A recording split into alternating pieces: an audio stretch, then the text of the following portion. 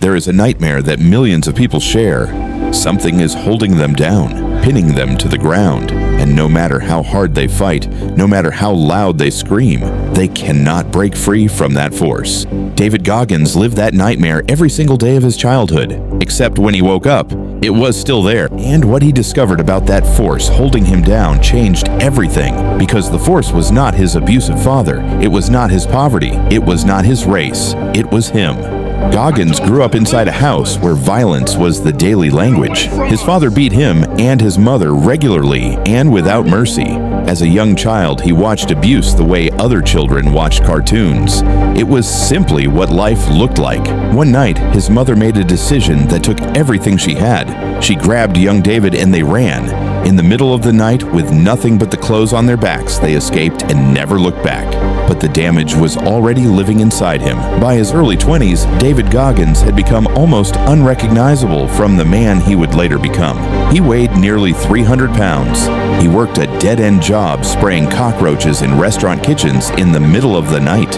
Invisible, forgotten, going nowhere. He would sit alone at 2 a.m. in a dirty pest control uniform eating chocolate biscuits, staring at his own reflection in a darkened window. And every single night, he asked himself the same question: is this all my life is ever going to be?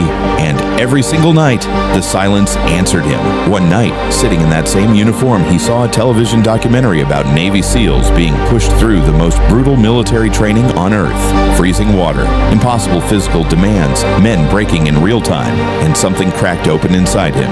Not inspiration, something far darker than that. Rage, a burning savage rage at himself for wasting his own life.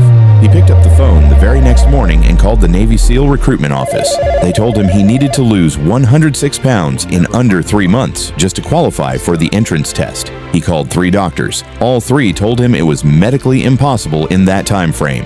He did it anyway. No personal trainer, no nutritionist, no coach standing beside him, just David Goggins and the savage decision that he owed himself more than the life he was living. He ran, he cycled, he swam. Every single day, without exception. He lost the 106 pounds in under 3 months. He showed up to the Navy SEAL qualification test and failed. He came back and failed again. He came back a 3rd time, and they turned him away at the door before he could even begin. Most men never return after the first failure. David Goggins came back 4 times. On his 4th attempt, he passed. But he wasn't done. He completed Army Ranger School, one of the world's most grueling military programs, then Air Force TACP. He became one of the only people in history to complete all 3 of America's elite military programs. But competing against the world was never Goggins' mission. Competing against himself was. With almost 0 running experience, he signed up for a 100-mile ultramarathon and gave himself exactly 1 week to prepare. 1 week for 100 miles. His feet bled through his shoes before mile 50. His kidneys began shutting down at mile 70. Every medical instinct in his body was screaming at him to stop. He crossed the finish line anyway, because finishing was not about his body. It never was. He then set his sights on the world pull-up record. He had never specifically trained for pull-ups in his life. He attempted the record publicly and failed, his hands torn completely open. The very next day, with bandaged, bleeding hands, he returned and broke the world record. 4,030 pull-ups in 17 hours.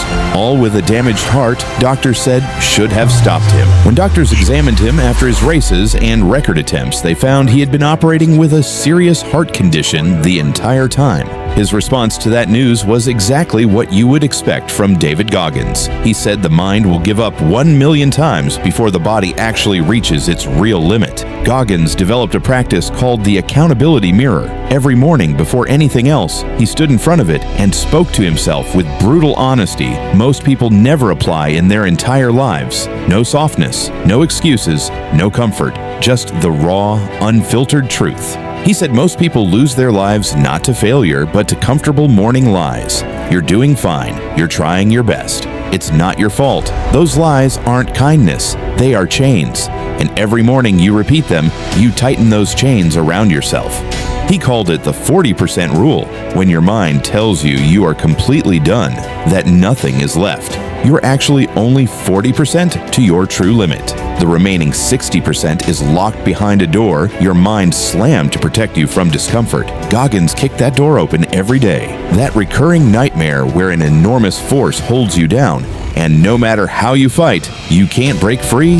Goggins says stop blaming the force. Stand up, walk to the mirror, look at the exact thing holding you back. It has your face. David Goggins was abused as a child, morbidly obese in his 20s, and rejected more times than most people face in an entire lifetime. Yet David Goggins became the hardest man alive, not because the world became fair or someone gave him a chance, but because he stopped waiting for either to happen. He is not competing with anyone else. He never was. Every race, every pull-up, every mile, you versus you.